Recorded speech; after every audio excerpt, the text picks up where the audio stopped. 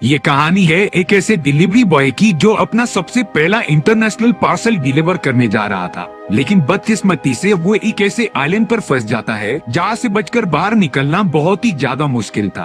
कहानी की शुरुआत में हमें चार्ल्स नाम का एक आदमी दिखाया जाता है जो फेडेक्स नाम की एक कंपनी के लिए डिलीवरी बॉय का काम किया करता था। चार्ल्स अपने काम के प्रति बहुत ही ज्यादा सीरियस और डिसिप्लिन्ड होता है। उसका मानना था कि जब भी अगर पार्सल मैं डिलीवर करने जाऊं तो सही कस्टमर और सही टाइम पर उसे डिलीवर होना ही चाहिए, जिससे कि हमारी कंपनी के रेटिंग्स काफी ज्यादा अच्छे हो जाएंगे। चार्ल्स की एक वाइफ भी होती है जिसका नाम एलिस था। वो दोनों एक दूसरे से बहुत ज्यादा प्यार करते थे, लेकिन अपने काम में इतने ज्यादा बिजी रहने की वजह से चार्ल्स एलिस को ज्यादा टाइम नहीं दे पाता था। लेकिन भला इसमें चार्ल्स क्या करे, वो तो सिर्फ अपनी ड्यूटी पूरे मन से कर रहा था। अब एक दिन चार्ल्स को एक वीआईपी के यहाँ पर पार्सल डिलीवर करने के लिए कहा जाता है। ये चार्ल्स की सबसे पहली इंटरनेशनल डिलीवरी थी। चार्ल्स इस अपॉर्चुनिटी को मिस नहीं करना चाहता था, इसीलिए वो डिलीवरी को एक्सेप्ट कर लेता है। अब जब यहाँ चार्ल्स ने अपनी वाइफ एलिस को ये सारी बातें बताई, तब एलिस थोड़ा सा मायूस हो गई थी, क्योंकि इतने दिनों तक वो चार्ल्स से दूर क्यों रखेगी।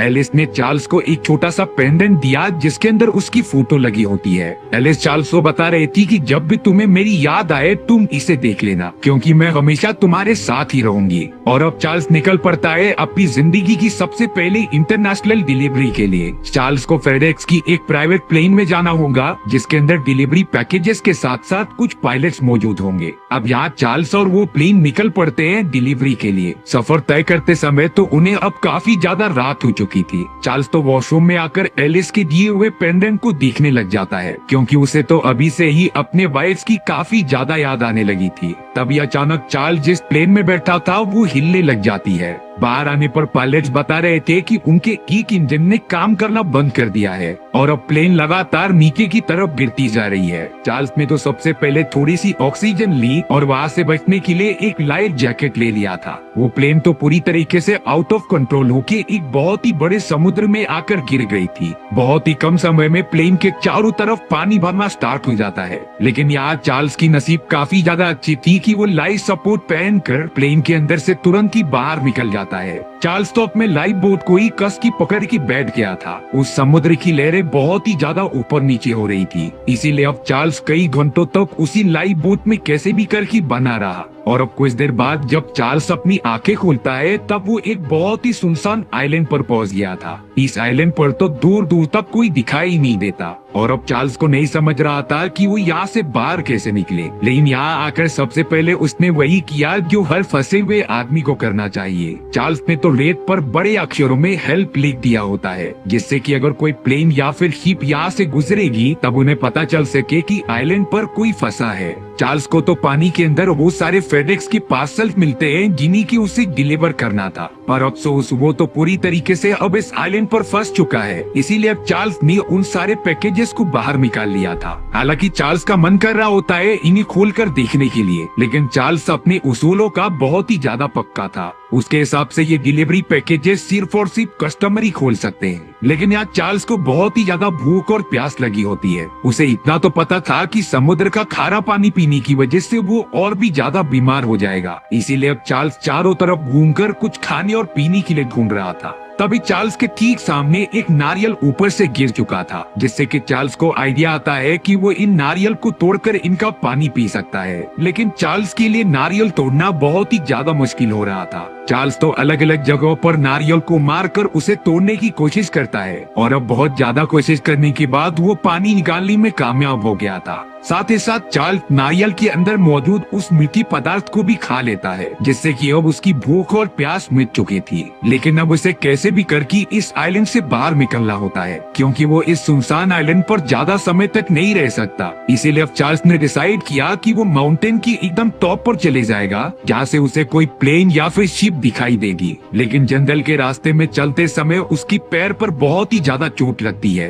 क्योंकि चार्ल्स ने अपने पैरों के अंदर कुछ भी नहीं पहना होता। इससे बचने के लिए चार्ल्स ने एक जुगाड़ लगाया। उसने तो कुछ कपड़ों को काटकर अपने पैर की चारों तरफ बांध दिया, जो कि अब किसी ज्योति जैसा काम करेंगे। और अब देखते ही देखते चार्ल्स माउंटेन की एकदम टॉप पर पहुंच जाता है, जहां से वो आइलैंड के आसपास देख सकता था कि आखिर हो क्या रहा है। अब यहाँ गौर देने पर चार्ल्स को पानी के अंदर कुछ अजीब सी चीज तैरती हुई दिखाई जाती है। चार्ल्स तो तुरंत ही पानी के अंदर डुबकी लगा देता है उस चीज को ढूंढने के लिए, पर तभी उसे पता चला कि ये और कोई नहीं बल्कि फेडेक्स के वही पायलट्स थे जो अब मर चुके हैं। चार्ल्स तो उस पायलट को पानी में से बाहर निकालकर उसे दफन करने लग जाता है, लेकिन इससे पहले चार्ल्स ने पायलट के सारे जरूरतमंद चीजों को निकाल लिया था, जैसे कि पायलट के शूज, उसके मोबाइल और भी बहुत सारी चीजें। यानी कि अब चार्ल्स को जूतों की टेंशन लेने की कोई जरूरत नहीं, उसके पैर पूरी तरीके से अब सलामत थे। चार्ल्स जब बीच पर आया तब उसने देखा कि उसका बड़ा सा हेल्प वाला साइन पानी की वजह से मिट चुका है, जिसकी वजह से वो थोड़ा सा निराश हो गया था। लेकिन अब अगले बार से चार्ल्स ने हेल्प वो बड़ा वाला साइन लकड़ी की मदद से बना दिया था, जिससे कि अब पानी भी उसे मिटा नहीं सकती थी। चार्ल्स के पास तो अपनी वाइफ का वो पेंडेंट होता है जिसके अंदर उसकी फोटो थी। जब भी चार्ल्स थोड़ा डिमोटिवेटेड फील करता वो उसे देख लेता। रात के समय तो वहाँ से एक शिप गुजर रही होती है, लेकिन उसके डिस्टेंस बीच से बहुत ही ज्यादा दूरी पर थी। चार्ल्स उन्हें आवाज देने की बहुत कोशिश कर रहा था, लेकिन उन शिप वालों को कुछ भी सुनाई नहीं देता और वो वापस चले जाते हैं। यानी कि चार्ल्स का इस आइलैंड से बाहर निकलने का पहला ट्राई बेकार हो चुका था। और अब अगले दिन से चार्ल्स अपने आप को पूरी तरीके से बिजी रखने लगा था, क्योंकि उसे पता था कि अगर वो हमेशा यहाँ से निकलने की ख्याल सोचेगा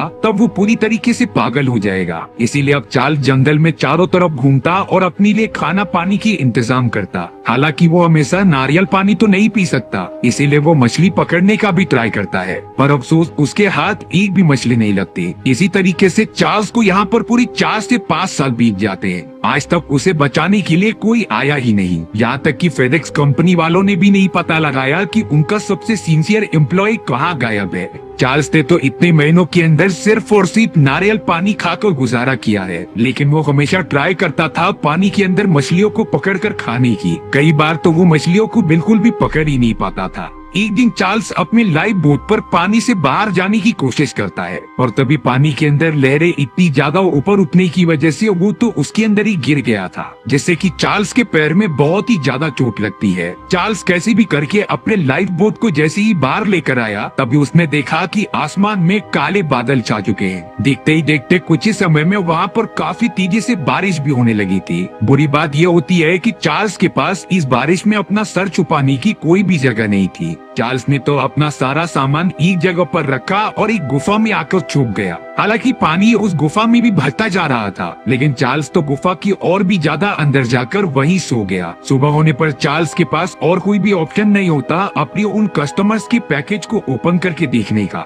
चार्ल्स तो लगातार उन सारे फेडेक्स के पार्सल्स को ओपन करके देखने लगा था, जिसके अंदर चार्ल्स को सबसे पहले कुछ कैसेट्स मिलते हैं और फिर मिला है व्हाइट कलर का एक स्कीइंग शूज, जिससे कि आइस स्केटिंग की जाती थी। अब यहाँ चार्ल्स को तो ये सारी चीजें यूज नहीं होती, लेकिन उसने आइस स्केटिंग शूज की नुकीले वाले पार्ट का यूज करना स्टार्ट कर दिया था, जिससे वो नारियल को बड़ी आसानी से काट कर उसका पानी पी सकता है। साथ ही साथ चार्ल्स ने शूज की ब्लेड की मदद से एक हथियार भी बना दिया था, जिससे कि वो बहुत सारे केकड़े और समुद्री जीवों को पकड़ता। और चार्ल्स यहाँ पर कीकड़ों और मछलियों को कच्चा नहीं खा सकता था, इसीलिए अब उसे वहाँ पर आग जलानी होगी। देखते ही देखते सुबह से शाम हो जाती है, लेकिन अब तक आग जली ही नहीं। चार्ल्स इन सारी चीजों से बहुत ज्यादा परेशान हो गया था, क्योंकि उसकी एक प्रॉब्लम खत्म हो रही थी तो दूसरी प्रॉब्लम शुरू हो जा रही थी। कई घंटों तक लगातार लकड़ी के अंदर लकड़ी घिसने के बाद भी आग नहीं बनती, और अब चार्ल्स तो बहुत ही ज्यादा फ्रस्ट्रेट हो चुका था, क्योंकि उसके साथ कोई भी चीजें अच्छी नहीं हो रही होती। वो तो अपने सारी चीजें उठाकर पानी के अंदर फेंकने लग जाता है। लेकिन सवाल ये है कि चार्ल्स कब तक वहाँ पर फंसा रहेगा और आखिरकार कोई उसे बचाने आएगा भी कि नहीं। इस बारे में तो हमें कहानी के दूसरे पार्ट में पता चलेगा। अगर आपको इसका दूसरा भाग चाहिए तो मुझे कमेंट सेक्शन में बता देना। कमेंट ज्यादा आएंगे तो मैं उस हिसाब से पार्ट 2 को अपलोड कर दूंगा। अगर आपने डॉक्टर मूवी टेलर चैनल को सब्सक्राइब नहीं किया है तो जल्द से जल्द कर दो, क्योंकि मैं इस तरीके की मजेदार और मिस्टीरियस कहानियां रोज अपलोड करता हूँ।